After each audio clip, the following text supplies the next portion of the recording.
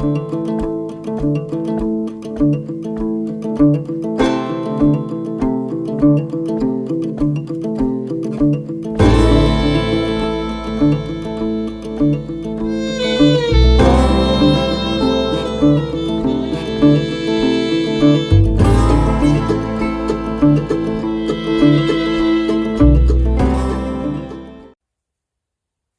afternoon, everybody, and welcome to today's episode of Blue Ridge Off Grid. It has been a beautiful sunny day here in the mountains of North Carolina, and it's been about 51 degrees here, so we've been lucky today. Lots of sunshine, lots of energy made with our solar panels. Our batteries are fully charged, and life is good. Life is good, especially with no power bill. I'm going to rant a minute.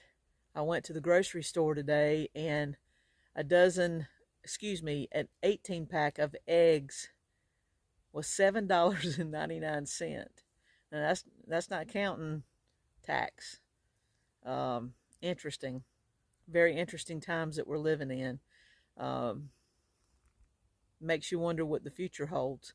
I did hear from a friend of mine who is a farmer. He did tell me that by spring they predict, it's just a prediction, that one egg will be $1. There'll be $1 a piece by spring. Even close to that, even where there are now, is ridiculous. But supply and demand, that's what our economy is based on. And there's some kind of disease that's going around with the birds, and that's what's causing this. So I'm thankful for wonderful neighbors and for chickens around here, that we get our own eggs and we don't have to worry about the grocery store. But I just happened to look while I was in there.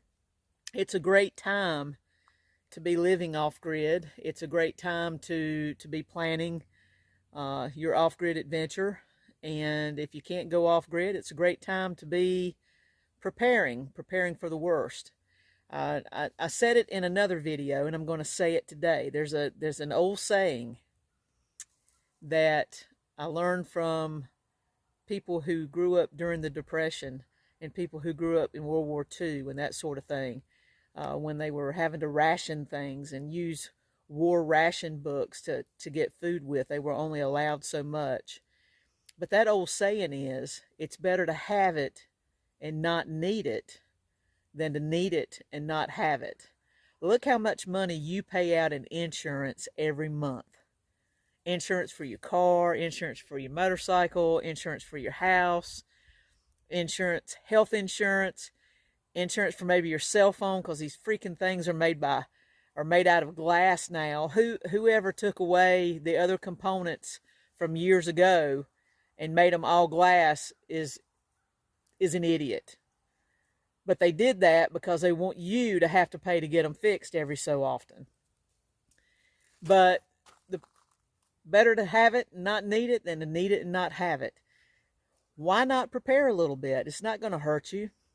I'm not telling you to stockpile and hoard and that sort of thing. That's not what I'm saying. I'm saying you need to have the tools that are necessary for you to survive if in the event the power grid goes down. Those people in Pinehurst and those people in Moore County, they've already found out what that's all about. It was sabotage, intentional sabotage that took their power grid down. Why not prepare a little bit? I had the luxury of seeing my family and some really good friends over the weekend, and one of my friends lives in Virginia, and she was telling me how she had just went to REI and bought a small camp stove type of ordeal to use on her balcony of her townhouse condominium if in the event the power grid goes down. And she's she's over 60 years old. She's 65 and up, and she's thinking it.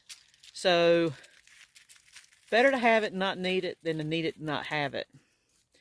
So one thing that we did here on our off-grid adventure is we kind of strategically planned some stuff.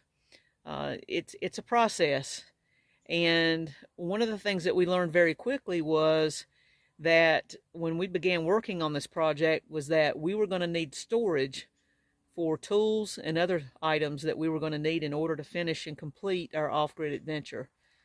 So today we're going to talk about that. We'll be right back.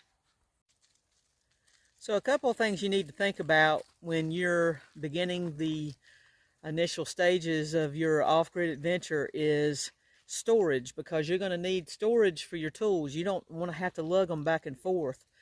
We had quite a bit of stuff that we needed in order to get this project going, and hauling it back and forth was incredibly difficult. So we bought a storage building. That was one of the first things that we did, was bought a very secure storage building.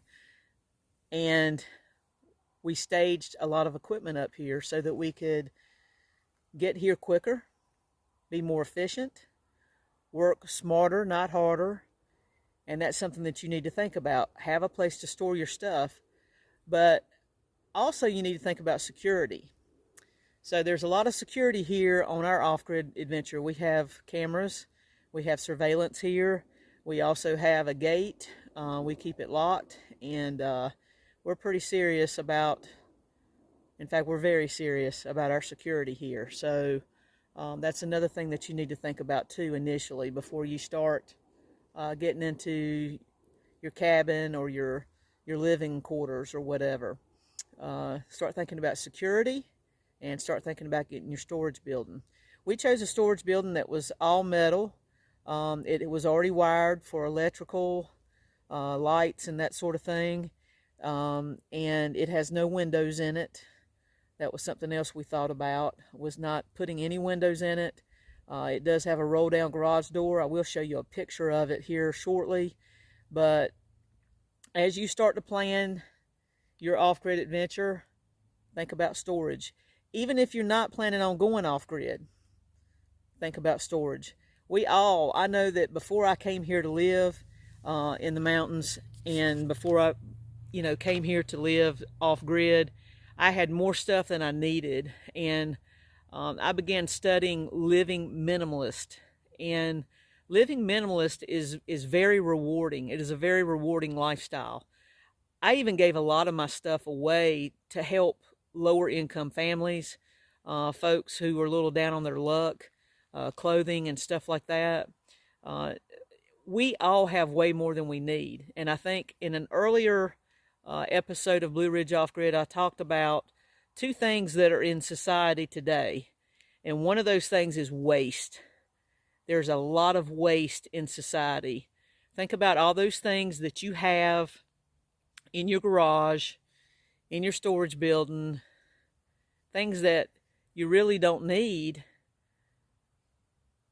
Think about those things and replacing them with things that you will need, or that you may need if in the event the power grid goes down. That's something else you can do. Free up some space.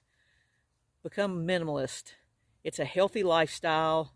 It's a simple lifestyle, and it makes everything so much easier. Trust me, it really does. We'll be right back.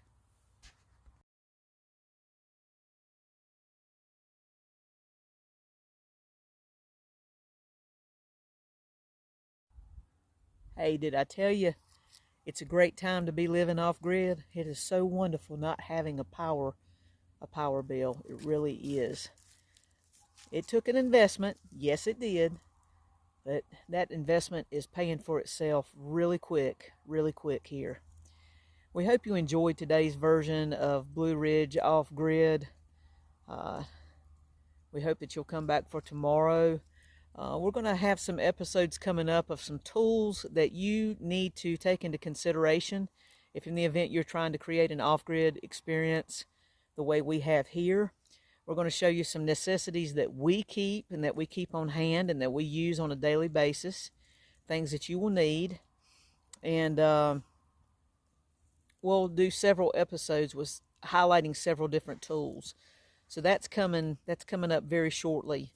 And we're going to also show you around a little bit around our complex here. Our compound is what some folks call it around here. They call it the compound. Give you an idea of what it's like. It's a very beautiful place. We have great mountain views on both sides, and it's a very comfy place. So just remember, as you're looking into off-grid living and off-grid lifestyles, if you're trying to create this type of homestead, remember you have to have security. That security is a number one thing. Once you establish your land and you start planning and you start creating your experience, you have to have security. And the second thing is you have to have an area to store and stage the necessities that you will need in order to make it happen. We hope you enjoyed today's episode. If you would, please give us a like, a thumbs up below. Please like, share, and subscribe. We're grateful that you've joined us today, and we will see you soon for another episode of Blue Ridge Off Grid. God bless, practice kindness, and hey, take care of each other, because that's what it's going to take. See you soon.